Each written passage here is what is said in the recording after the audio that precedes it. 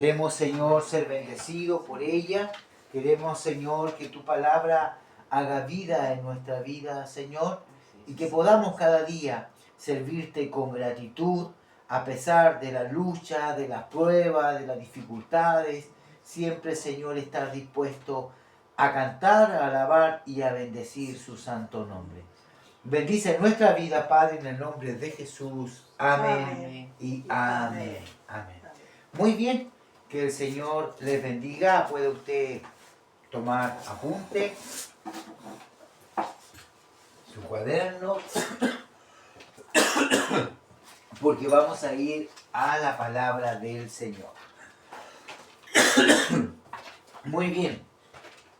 2 domingos atrás estuvimos hablando de lo que cuesta servir a Cristo, ¿se acuerdan? Amén. Lo que cuesta servir a Cristo, que si primero no lo miramos a Él y dejamos padre, madre, esposo, hija, no somos dignos de Él. Bien, el día de hoy vamos a compartir otra arista o otro campo en el cual también nosotros vamos a servir a Cristo, y estos problemas que vamos a ver ahora son parte del crecimiento y el trabajo de la iglesia. Amén. Nosotros debemos entender que en la iglesia lo vamos a ver desde este punto de vista. Cuando alguien llega nuevo a la iglesia, para nosotros es un bebé, es un hijo nuevo. Y ese pequeño bebé, aunque tenga 40, 50 años de edad, ¿cierto? Guaguas con bigote, le digo yo, ellos hay que enseñarles estos primeros pasos. Puede que tengan una enseñanza previa, así como ustedes de donde venían, pero hay que formarles la visión de la iglesia, el propósito, el trabajo, como lo hacemos. Y en ese periodo de tiempo que va a ser acompañado, discipulado, él va a ir aprendiendo. Pero va a aprender de tal manera que el día de mañana usted lo pueda soltar en la congregación o en la vida natural y él pueda desenvolverse solito. Amén. Amén. No puede estar siempre dependiendo, pastor, me duele la uña, llama al pastor, pastor, me duele la cabeza. No podemos ser dependientes del pastor. Nuestro pastor es Jesucristo. De Él sí nosotros estamos apegados día y noche a cada momento. Pero nosotros tenemos que ser formados de tal forma que podamos tener las herramientas que nos enseñaron en la iglesia, a través del discipulado, para pelear la buena batalla de la fe.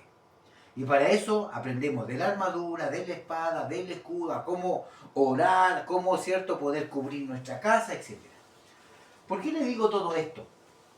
Porque lo que vamos a ver hoy tiene que ver con lo que cuesta servir a Cristo en nuestro interior. La semana anterior vimos lo que cuesta servir a Cristo en nuestras familias, el apego. Ahora vamos a hablar de nosotros, de su interior. Lo que cuesta servir a Cristo cuando en mente y en mi corazón, en mis pensamientos, hay otras cosas como que no quiero, como que el pastor no me saludó bien, me miró feo. No, yo no voy más. Entonces, estas cositas que pasan dentro, la Escritura tiene algo que decir. Y la Escritura advierte, antes que usted llegue a los caminos del Señor, que estas cosas van a pasar.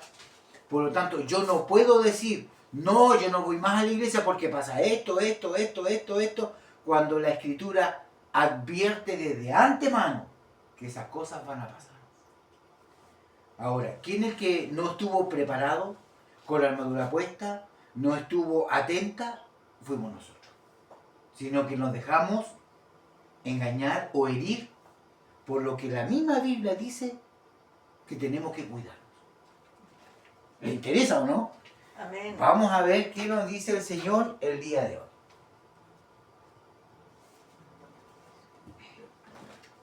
Mateo 26, 34, Jesús le dijo, de cierto te digo, que esta noche, antes que el gallo cante, me negarás 3 veces. ¿A quién le dijo Jesús esto? ¿A quién asociamos con el gallo? A Pedro. Muy bien, antes que el gallo cante, Pedro, tú me vas a negar 3 veces. Pero Pedro le dijo, aunque me sea necesario morir contigo, no te negaré. Y todos los discípulos que estaban con él decían lo mismo. ¿Y qué pasó? Cuando a Jesús lo atraparon, todos los discípulos se escondieron, Pedro también, Y después lo pillaron en un fuego extraño a Pedro, negando al Señor. Entonces, como número uno, dentro de la iglesia, a nosotros nos van a prometer cosas como si lo hicieron a Jesús y no nos van a cumplir. Es decir, hermanos, pastores, líderes nos van a desilusionar.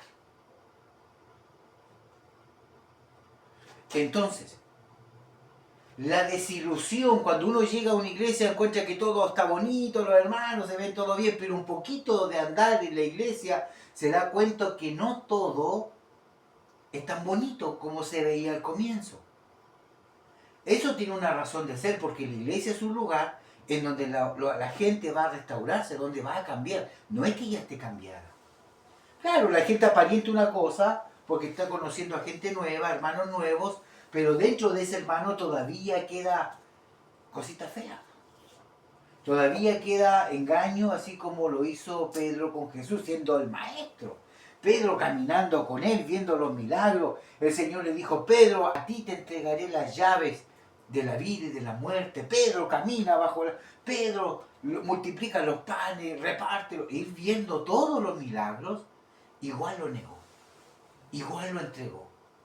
Entonces no es tan loco decir que a lo mejor usted en algún momento igual me puede negar a mí. O yo negarlo a usted. Porque estas son cosas que en la Escritura están para que nosotros aprendamos que el engaño, el negar, el avergonzarse, está dentro de la Escritura, como número uno.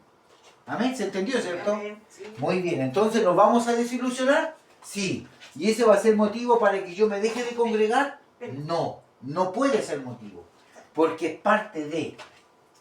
Mire lo que dice otro texto. Vamos a ir viendo distintas situaciones para que usted vea lo que pasa en nuestro interior. Entonces uno de los 12, que se llamaba Judas Iscariote, fue a los principales sacerdotes y les dijo, ¿qué me queréis dar? Y yo os entregaré. Y ellos le dijeron, 30 piezas de plata te daremos. Si no entregas ¿a quién? A Jesús, al maestro, uno de sus discípulos, uno de los 12, y era el tesorero. Judas era el tesorero de los 12, el que tenía la bolsa con el dinero y aún quería más dinero, la avaricia, ¿cierto? Y fue y vendió a su maestro. Por lo tanto, yo como pastor tengo que saber que los hermanos van a hablar de mí, para bien o para mal, que me pueden negar y engañar, para bien o para mal. Yo no me puedo sorprender de eso, ni decir ya no voy a hacer más lo que hago porque los hermanos no me quieren, porque la hermana Celinda no me saludó, hoy me saludó feo y día fría. Yo no sé lo que el día le pasó a ella y a lo mejor todavía no aprende a poder resolver sus conflictos sin que se note hacia afuera. Hay gente que se enoja y anda con todo enojado. Pero hay otros que no. Hay otros que dicen ¿qué culpa tiene él que yo tenga problemas? Entonces saludémoslo cordialmente. Pero aquí no fue el caso. Este fue un hombre, un discípulo que fue a entregar a su maestro. Lo vendió por dinero.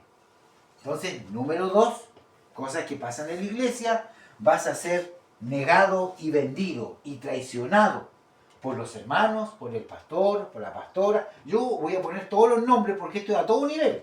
Esto pasa dentro de la iglesia. Muy bien. Juan 16:33. Estas cosas os he hablado. El que está hablando en Juan es Jesús. Para que en mí tengáis paz, en el mundo tendréis aflicción. Pero confiad, yo he vencido al mundo. Es decir, Jesús nos está diciendo que vamos a tener aflicciones, que este camino no es de rosas, ni de todo blandito. Hay camino pedregoso y hay aflicción. Llegaron a Capernaum.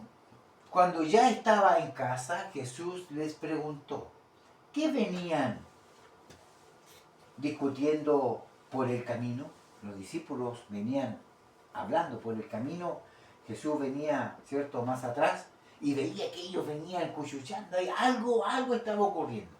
Entonces ellos le dicen, pero ellos se quedaron callados porque en el camino habían discutido entre sí, entre los 12, quién era el más importante. Usted está notando ahí, estos son textos que el día de mañana usted le va a servir para hacer sus discipulados, por lo tanto siempre tiene que tener su cuaderno y su lápiz. Mateo 9:34. Entonces acá, entre los discípulos, habían algunos que querían ser grandes. Querían ser, ¿quién va a ser más grande entre nosotros? ¿Quién es el cabecilla de acá? ¿Cierto? Y ellos estaban peleando eso. Eso significa que dentro de la iglesia van a haber hermanos que van a querer pasar a llevar al otro. Va a querer ser más grande que el otro. Ah, no, yo llegué primero, tú tenés que someterte. No, no, no. Esto no es así. El que quiera ser más grande, arriba, no es el que llegó primero a la iglesia. El que va a ser más grande arriba, dice la Escritura. Entonces Jesús se sentó y los llamó a terreno. Le dijo, a ver, vengan para acá ustedes que están ahí preguntando. Y le dijo, si alguno quiere ser el primero, que sea el último. Y el servidor de todos. Es decir, a mí me va a dar más autoridad el poder ser a lo mejor un hombre de terno, de corbata. No, es el que sirve. El que más sirve tiene autoridad, es mayor por su servicio.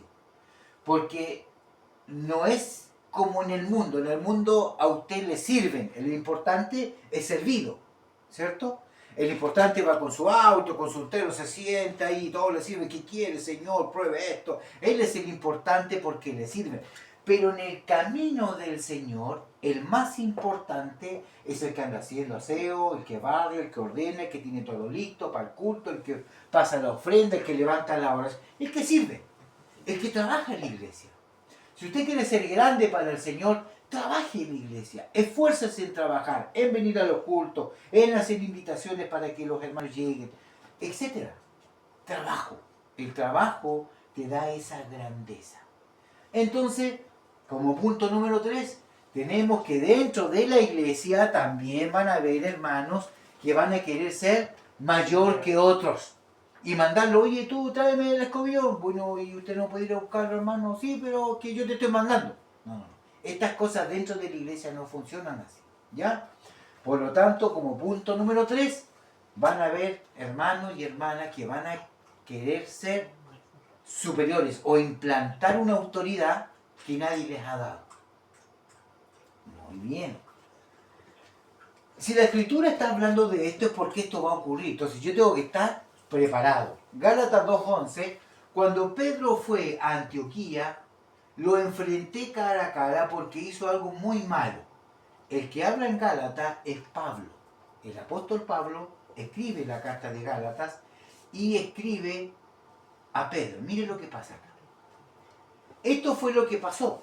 Recién llegado a Antioquía, Pedro comía y tenía compañerismo con los que no eran judíos. Esto es importante, mire. Pedro era judío y Pedro tenía que predicar el evangelio a los judíos, es decir, cristiano a los cristianos. Pero cuando él llega a Antioquía, se empieza a juntar con los no judíos, es decir, con los mundanos. Y empezó a comer, a tomar, a beber. Yo le voy a poner un poco a fumar, a drogarse con la gente del mundo. Empezó a bailar en el cumpleaños, en la fiestoca, ¿cierto? Pasémoslo bien. Sabiendo que Pedro debería ser luz para ellos, se transformó en tinieblas juntamente con ellos. Y cuando Pablo fue a Antioquía junto con Santiago, pillaron a Pedro haciendo eso. Y automática Pedro como que enderezó el camino para que no lo pillaran. ¿Me hago entender? Sí. Amén. Entonces, por eso que Pablo dice, yo lo reprendí duramente, porque lo que él hizo era muy malo. ¿Cómo después de haber estado predicando, hablando del Señor Jesús, de la resurrección, vaya a estar tomando, drogándote y fumando con la gente del mundo? ¿En qué quedamos? Entonces Pablo lo ve y le llama la atención. Pero después, cuando algunos creyentes judíos vieron de parte de Santiago, Pedro se separó de los que no eran judíos, es decir, de los mundanos, porque tenía miedo de los judíos, de los cristianos de verdad, que afirmaban que los que son judíos también tienen que ser circuncidados. No son judíos circuncidados. Entonces, vemos acá que dentro de la iglesia, como punto número 4, van a haber hermanos que se van a comportar como mundanos, pero en la iglesia van a tener la cara de ángeles. ¿Me hago entender o no? Y esto está en su Biblia. Ahí están los textos bíblicos. Gálatas 2.12, y eso es lo que sigue de Gálatas 2.12. Entonces, eso está en su Biblia, usted lo puede revisar y cotejar después, y se va a dar cuenta que estas cosas pasan en la iglesia. En la primera iglesia, en el tiempo de los apóstoles, esta tibieza existía. Mitad mundano, mitad cristiano. Y hoy en día también existe.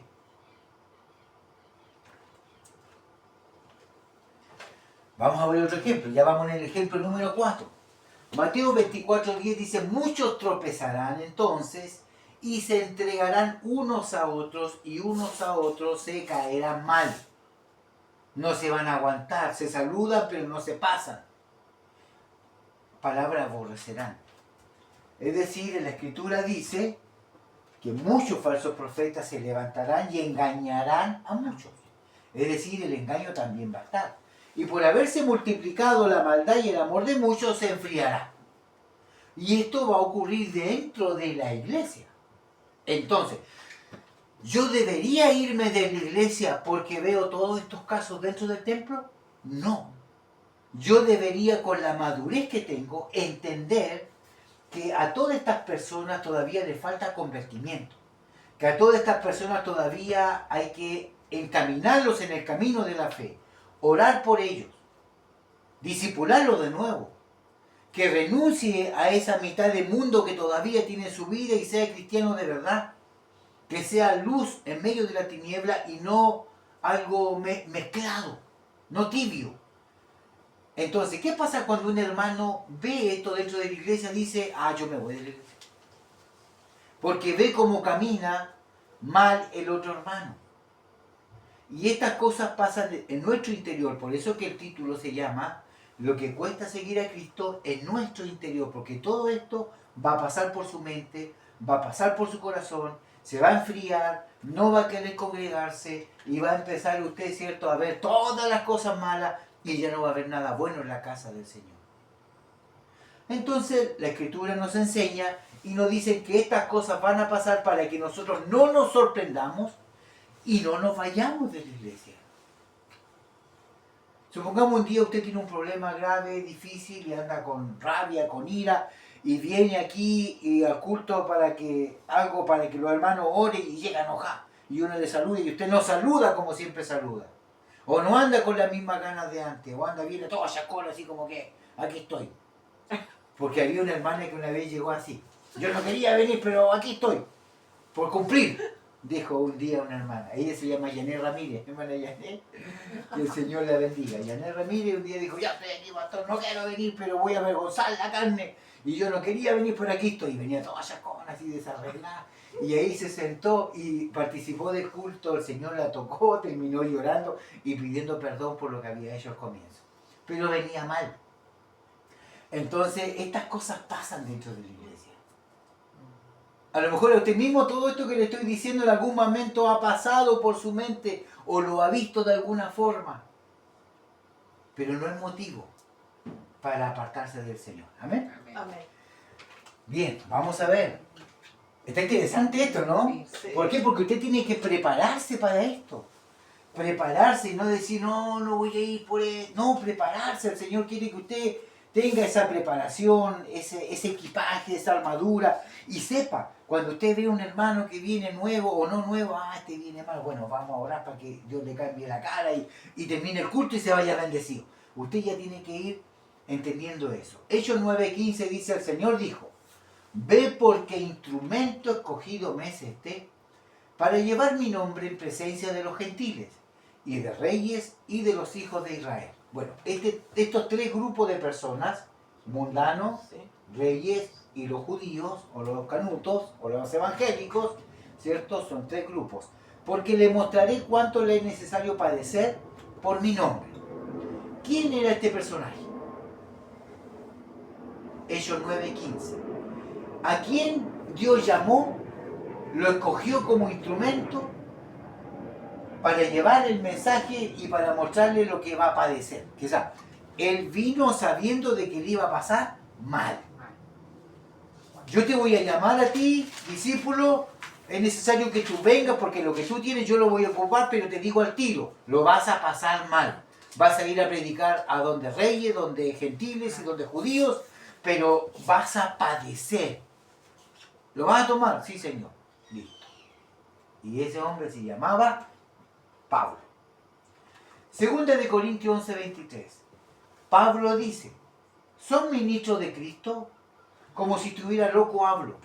Yo más en trabajo abundante, en azotes, sin número, en cárceles, más en peligro de muerte muchas veces. Aquí está Pablo hablando del texto anterior. Pablo tenía que padecer muchas cosas y aquí está enumerando lo que él padeció. Mire, ¿qué dice ahí? Azotes. Sin número, o sea, muchos azotes. Preso y peligro de muerte muchas veces. De los judíos 5 veces recibió 40 azotes menos uno. De los judíos, de los propios hermanos, en la fe de él, 40 azotes. 3 veces he sido azotado con varas, en otra oportunidad. 1 vez apedreado. 3 veces he padecido naufragio. 1 noche y 1 día he estado como náufrago en alta mar, es decir, en el mar, al fondo, ahí sin nada donde, en el agua. En camino muchas veces, en peligro de ríos, peligro de ladrones, peligro de mi nación, peligro de los gentiles, peligro en las ciudades, peligro en el desierto, peligro en el mar, peligro entre falsos hermanos. Es decir, Pablo realmente era un hombre que portaba las huellas de Cristo en su cuerpo. Este Pablo era el Pablo que Dios le mostró el tercer cielo, lo llevó a cosas. Ese Pablo es que tenía el aguijón, que le pedía, Señor, quítame este dolor. Y el Señor le dijo, no te voy a quitar ese dolor, porque si yo te quito ese dolor, tú te vas a engrandecer. Y eso es para que siempre estés ahí. Pablo tenía un aguijón en su carne, un aguijón que Dios le dio. Pablo fue llamado como soldado romano que andaba buscando a los cristianos para matarlos. Queda ciego. Va a una casa y va a Ananías, le pone las manos sobre sus ojos y recibe la vista. Y ahí es donde Dios le dice a través de Ananías, instrumento cogido me es este para llevar el evangelio aquí y allá y vas a padecer. Listo. Pablo se fue y empezó sus padecimientos. Y en todos estos padecimientos llegó un momento en que Pablo estaba descansando y el Señor llevó a Pablo al tercer cielo. Tenemos 3 cielos. Al tercer cielo y le mostró cosas que nadie puede conocer ni ver. Inefables. Cosas de Dios arriba en el cielo. Le mostró esto, le mostró todo. Y le dijo, como te mostré todo esto, no lo puedes hablar ni decir. Así que para que no lo hagas, te voy a poner un aguijón. Y le puso una enfermedad. Algunos dicen que era algo en el ojo, que tenía, ¿cierto? Pero tenía un aguijón que le costaba a él su vida natural. Pero no, Dios no se lo sacó porque ese era el precio de poder ver las cosas que nadie más puede ver. Entonces este Pablo vivió todo esto. Vivió azote, vivió todo. Y él dice, 2 de Corintios 11:27, en trabajos y fatigas, en muchos desvelos, en hambre y en sed, en muchos ayunos, en frío y en desnudez, es decir, un hombre que la pasó de todo. Y él dice, ¿quién nos separará del amor de Cristo? ¿Tribulación? ¿Angustia? ¿Persecución, hambre, desnudez, peligro, espada? Como está escrito, por causa de ti somos muertos todo el tiempo. Somos contados como ovejas de matadero. Es decir, Pablo está diciendo, ¿tú crees que porque me azotaron, me apiedraron, me escupieron, me golpearon, estuve preso, me azotaron, estuve en naufragio, todo eso es motivo para yo abandonar a mi Dios? No, estáis loco. Pablo tenía claro a quién estaba sirviendo. ante todas estas cosas de dolor, de problemas, de dificultades, somos más que vencedores por medio de aquel que nos amó. Somos vencedores. Por lo cual estoy seguro, dice Pablo, que ni la muerte, ni la vida, ni ángeles, ni principados, ni potestades, o son las tinieblas, ni lo presente, ni lo porvenir, ni lo alto, ni lo profundo, ni ninguna otra cosa creada, no podrá separar del amor de Dios. Es decir, nada va a separar a Pablo del amor de Dios. Porque si con el árbol verde lo hicieron, con Cristo, ¿qué más con el árbol seco? Si a Cristo lo bofetearon, lo azotaron, le escupieron, lo clavaron, lo crucificaron, ¿qué más con él? Y él siendo el árbol verde, ¿cómo más nosotros que somos rama seca? Amén. Esto significa que Pablo estaba preparado para ver cosas que a cualquiera le espantaría y lo echaría de la iglesia hacia afuera. A él no. A él no. Él veía todo esto y decía, bueno, si tengo que pasar por esto, gloria a Dios. Si me va a pegar por Cristo, bueno, gloria a Dios, pégueme. Si me va a escupir por Cristo, escúpame. Si me va a tomar preso por Cristo, tómeme preso. Gloria a Dios. Esas son las huellas de mi apostolado, dice Pablo. Entonces es importante entender que nosotros como hijos del Señor, usted y yo como hijos del Señor, no podemos amedrentarnos o sentirnos a lo mejor pasados a llevar por algo que ocurre dentro de una iglesia. Amén. Amén. Entonces cuando afuera usted vaya a hacer un trámite y le vaya mal, diga, bueno, a lo mejor yo no quiso, pero mañana se hará. Porque es parte. Para que usted confíe en el Señor. Señor, hoy día no tengo dinero, pero yo sé que tú proveerás. Sacarás donde hay, pondrás donde falta. Nunca hay un justo desamparado. Yo sé que tú traerás la provisión a mi hogar, traerás la sanidad que necesito. Pero todo el día hágalo. Usted proclámelo, no solamente en el momento de oración que usted tiene en el día, sino que usted va caminando del living a la cocina, de la cocina al patio. Usted dígale, Señor, cuida a mi hijo, cuida a mi hija, donde quiera que está, pone ángeles a su alrededor. Listo. Siga haciendo sus cositas. Señor, a lo mejor ahora no tengo dinero, pero yo sé que tú proveerás, porque tú eres rico, eres abundante, eres próspero. Tú bendecirás mi vida. Nunca he visto un justo desamparado que mendigue el pan. Tu promesa dice que el pan y el agua no faltará a mi mesa. Yo lo declaro, Señor, que de aquí a lo que resta del día algo tú harás. O me dará la sabiduría para salir de este impas. O llamaré a alguien para decir, oye, necesito. Pero hablarlo. Hablar en fe. Llamar lo que no es la dificultad como que ya está resuelto. Esa es la fe. Esa es la vida de fe que nosotros debemos llevar. De cómo nosotros tenemos que conducirnos. No sorprendernos porque un día anda mal, un día anda bien, porque un día saluda. A lo mejor ahora no tenemos tantos problemas, pero cuando seamos 5, 10, 20, 100, 200, van a haber conflictos. Así como usted ha visto conflictos en otras iglesias. Va a pasar. Lo mismo que a lo mejor está pasando ahora acá. En el caso de mi compañera, lo digo. Es un caso, no, entonces si yo no voy, yo no voy. Esas son cosas de niñería, me hago entender. Entonces, estas cosas es lo que yo tengo que aprender para no ser un niño en Cristo, para madurar. Y por último dice, sé vivir humildemente, dice Pablo, y sé tener abundancia en todo y por todo. Estoy enseñado así para estar saciado, es decir, bien bendecido, con la guatita llena, la despensa llena, como para tener hambre. Así para tener abundancia o padecer necesidad.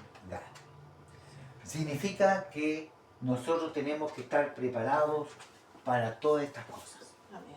Sea que estemos probados o bendecidos, llenitos o flaquitos, enfermos o sanos, pobres o ricos, con muchas almas, con pocas almas, siempre estar agradecido y contento con lo que tenemos. Amén. Amén. Y cuando yo quiera algo más, yo se lo pido a mi Señor, pero no solamente una vez en el día en su oración, Todo el día, ponga ese pensamiento ahí, póngalo. Señor, provea, usted dé, usted abra puertas. ¿Me entiende? Hágalo. No solamente el momento de su oración diaria, hágalo todo el día y verá cómo esa misma voz que usted está ahí golpeando la puerta del Padre, el Señor, tanto que insiste esta mujer, ya dáselo. Así como la viuda porfiada que aparece en la Escritura. Pide, hasta por cansancio, ya Señor, dáselo. Pero así tiene que ser nuestra vida de fe, amén. Amén. Por lo tanto, yo quiero ya terminar esta enseñanza el día de hoy diciéndole de que usted no puede ser dependiente de su pastor, sino dependiente de Dios.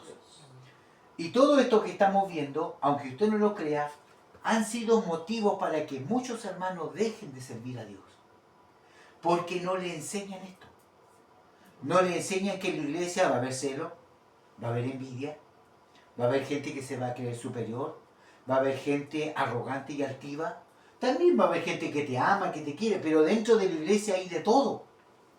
Hay de todo, hermano. Entonces, si yo me dejo herir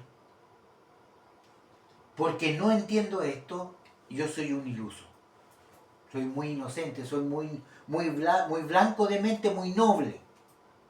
La Biblia le está enseñando que dentro de la iglesia hay maldad. Ojalá que no hubiera nunca, pero existe.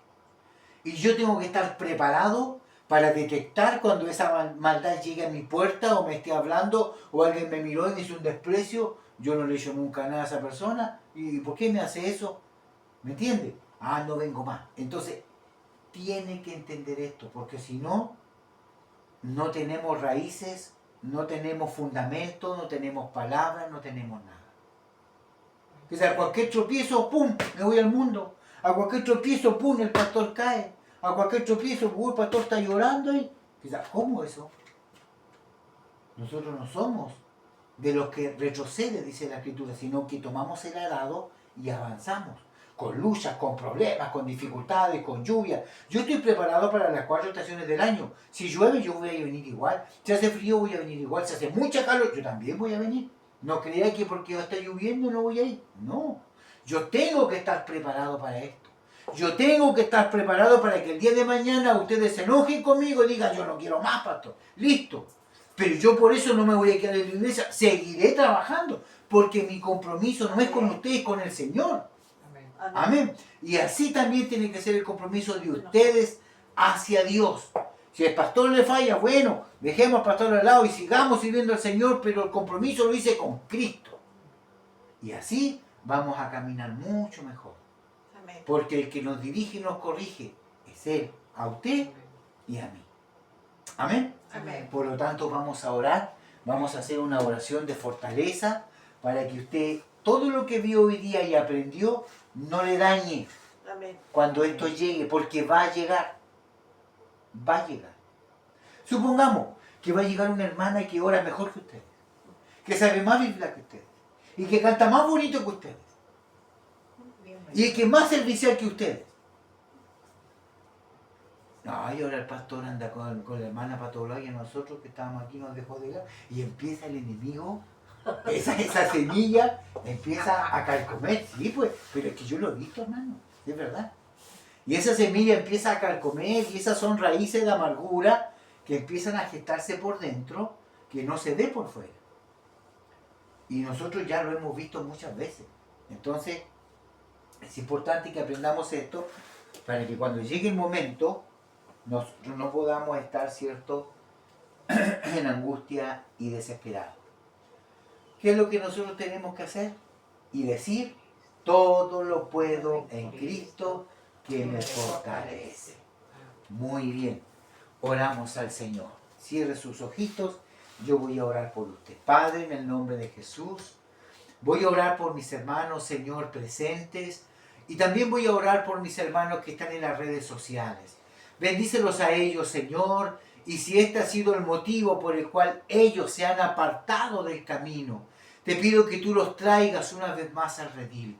Tráelos, Señor, porque no es motivo para abandonar esta cruz, seguir este camino, porque lo que cuesta servir a Cristo es grande.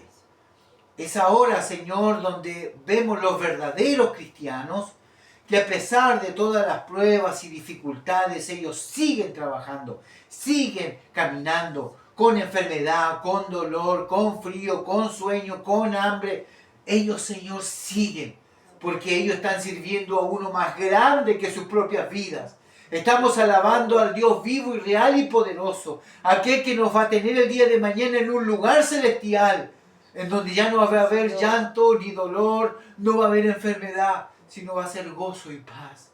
Señor, bendice a mis hermanos y a mis hermanas que están también conectados, para que este mensaje pueda remover sus cimientos y ellos puedan volver a tu presencia, a tu camino y a su casa, Señor.